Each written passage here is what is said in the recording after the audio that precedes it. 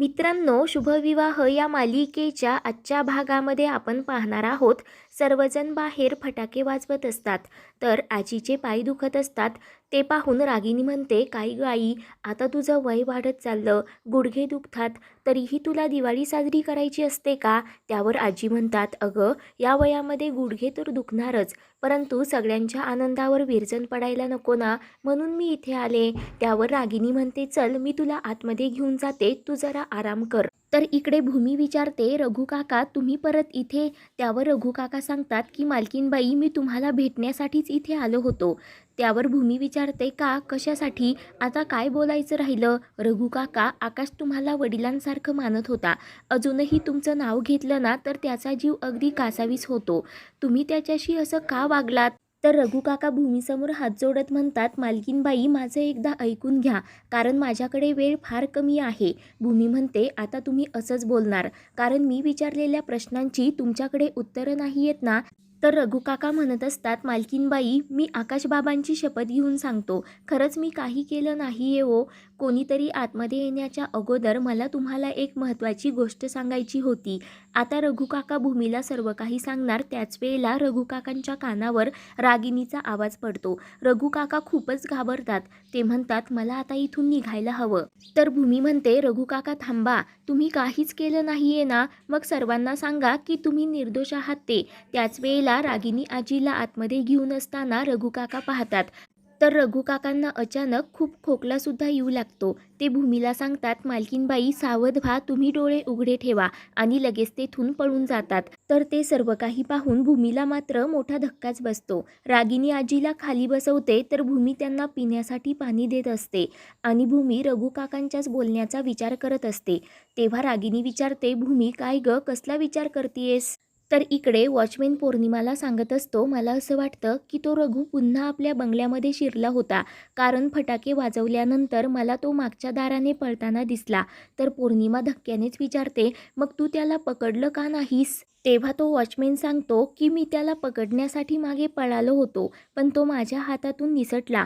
मागच्या वेळेला रागिनी मॅडमने सांगितलं होतं की रघु पुन्हा जर इथे आसपास दिसला तर मला सांगा, म्हणून मी तुम्हाला सांगायला आलो. तेव्हा पौर्णिमा, "तू गेटवर उभं राहायचं सोडून इथे काय करत होतास?" म्हणून त्या वॉचमॅनवरच भडकते. इकडे रागिनी पुन्हा भूमीला विचारते, "काय झालं?" परंतु भूमी मात्र रागिनीला काही एक सांगत नाही. ती मनाशीच म्हणते, "आत्या, मला माफ करा, पण आज मी रघु काकांचं जे काही रूप पाहिलं त्याबद्दल मी तुम्हाला काही सांगू शकत नाही." तर आजी टिश्यू मागत असतात. तेव्हा रागिनी, "रघु काकांनी भूमीसाठी ज्या टिश्यूवर मेसेज लिहून ठेवलेला असतो तो चुकून आजीला हात पुसण्यासाठी देते." आजी हात पुसतात आणि तो टिश्यू नोकराकडे डस्टबिनमध्ये टाकण्यासाठी देतात. त्यानंतर सर्वजण आतमध्ये आलेले असतात आणि सोबतच फराळ करत असतात. तर पौर्णिमा रागिनीला खुणावत म्हणते की "तुम्ही आतमध्ये चला." रागिनी सर्वांना सांगते, "तुम्ही फराळ करा, तोपर्यंत मी माझ्या स्टाफला दिवाळीच्या शुभेच्छा देऊन येते." आता रागिनी उठू लागते, तर तिचा हात लागून पाण्याचा एक जग खाली पडतो. रागिनी तो उचलणार, तेव्हा तिथेच गालीच्या खाली रघु काकांनी आकाशच्या वडिलांचं मृत्यूपत्र ठेवलेलं असतं. आता भूमी म्हणते, "आत्या, तुम्ही राहू द्या, मी करते सगळं काही." तर रागिनी ठीक आहे असं म्हणत लगेच आतमध्ये निघून जाते. त्यानंतर भूमी तो पाण्याचा जग उचलते आणि गालीच्या वर करणार, तर राजा काका भूमीला अडवत म्हणतात, "तू राहू दे, नोकर सगळं काही करतील." त्यानंतर इकडे पौर्णिमा रागिनीला रघु काका पुन्हा या घरात शिरल्याचं सांगते. तर ते ऐकून रागिनीला मोठा धक्काच बसतो. ती विचारते, "हा रघु भूमीला भेटला असेल का?" पौर्णिमा म्हणते, "शक्यच नाही. जर तिला रघु भेटला असता तर भूमीने आपल्या सगळ्यांना सांगितलं असतं, कारण भूमीचा आता विश्वास बसला आहे की रघु काका फ्रॉड आहेत म्हणून." त्यावर रागिनी म्हणते, "भूमी आणि तुझ्यात हाच फरक आहे. भूमीच्या मनात जे येतं ना ती करून ते मोकळं होती. तुझ्यासारखी बडबड करत बसत नाही. आणि रघुने जर भूमीला काही सांगितलं असेल आणि भूमीने ते मला सांगितलं नसेल तर नक्कीच काहीतरी गडबड आहे." म्हणून आता रागिनी खूप घाबरलेली असते. ती म्हणते की "हा रघु नक्की बंगल्यामध्ये सारखा सारखा का येतो? त्याचा काय खजिना पुरून ठेवला आहे? त्या रघुचा निकाल आपल्याला लावायला हवा. आणि हा रघु सारखा बंगल्यामध्ये का शिरतो याचं उत्तर आपल्याला त्याच्या रूममध्येच मिळू शकतं." म्हणून आता रागिनी रघुच्या रूमची झडती घेण्याचं ठरवते. तर इकडे त्या नोकरांनी गालिचा उचलल्यानंतर ते मृत्यूपत्र टेबलच्या खाली जाऊन पडतं. तर आकाश भूमीला म्हणत असतो, सायकल राणी तू पण फराळ करून घे बरं, आम्ही सगळ्यांनी केलं, हे बघ माझ्या हाताने चकली खा. तेव्हा चकलीकडे पाहिल्यानंतर आकाश थोडा भावूक होतो. भूमी विचारते, आता तुला काय झालं? आकाश म्हणतो, सायकल राणी रघु काकांना पण चकली खूप आवडते. दिवाळीमध्ये आम्ही सोबत बसून चकली खायचो, पण आज त्याला कोणी चकली दिली असेल का? तेव्हा ते ऐकून भूमीला सुद्धा खूप वाईट वाटत असतं. तर इकडे रागिनी आणि पौर्णिमा रघु काकांच्या रूमची झडती घेण्यासाठी आलेले असतात. तर रघु काकांची रूम खूप अस्ताव्यस्त पडलेली असते. ते पाहून रागिनी म्हणते, म्हणजे नक्कीच रघु इथे येऊन गेला, काहीतरी गडबड आहे, म्हणून ती पौर्णिमाला कोपरा शोधायला सांगत असते. तेवढ्यात रागिनीचं लक्ष खाली पडलेल्या एका कागदाकडे जातं.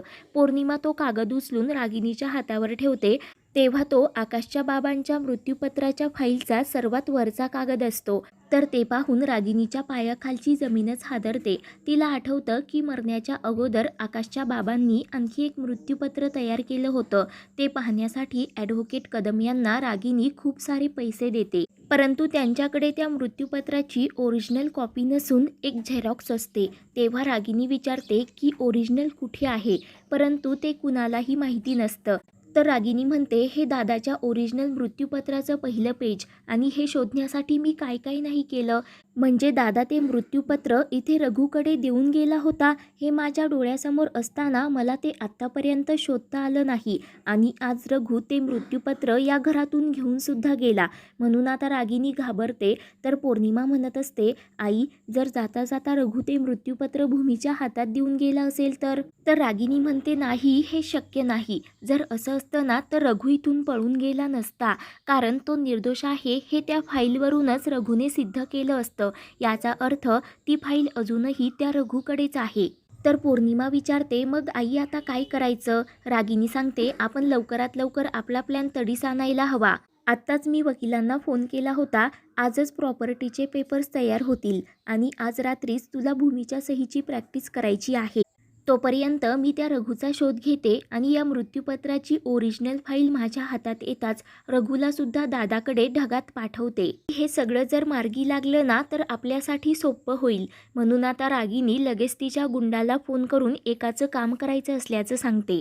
तर इकडे आकाशला रघु काकांची खूप आठवण येत असते, कारण ही पहिली दिवाळी असते की रघु काका त्याच्यासोबत नसतात. तो भूमीला विचारतो की आपण रघु काकांना पुन्हा घरी घेऊन का नाही येत? भूमी विचारते की रघु काका निर्दोष सिद्ध असल्याचा आपल्याकडे काही एक पुरावा नाही आहे. तर आकाश म्हणतो, ते पुरावा वगैरे मला बाकी काही माहीत नाही, पण रघु काका कधीच काही चुकीचं नाही वागणार. तूच म्हणतेस ना की आपल्या मनाला विचारायचं. मी माझ्या मनाला विचारलं, त्याने सुद्धा हेच सांगितलं की रघु काका कधीही चुकीचं पाऊल उचलणार नाही. मग तूही तुझ्या मनाला विचार, ते पण तुला तेच सांगेल. तेव्हा भूमी विचार करते की कधी कधी पुरावे सुद्धा खोटे असू शकतात, परंतु आकाशसारखं निर्मळ मन कधीही खोटं बोलणार नाही. रघु काकांना आज माझ्याशी काहीतरी बोलायचं होतं, सांगायचं होतं. नक्की त्यांना काय बोलायचं असेल याचा विचार आता भूमी करत असते. मित्रांनो, महा एपिसोडचा दुसरा भाग पाहण्यासाठी आपल्या चॅनलला सबस्क्राईब करा.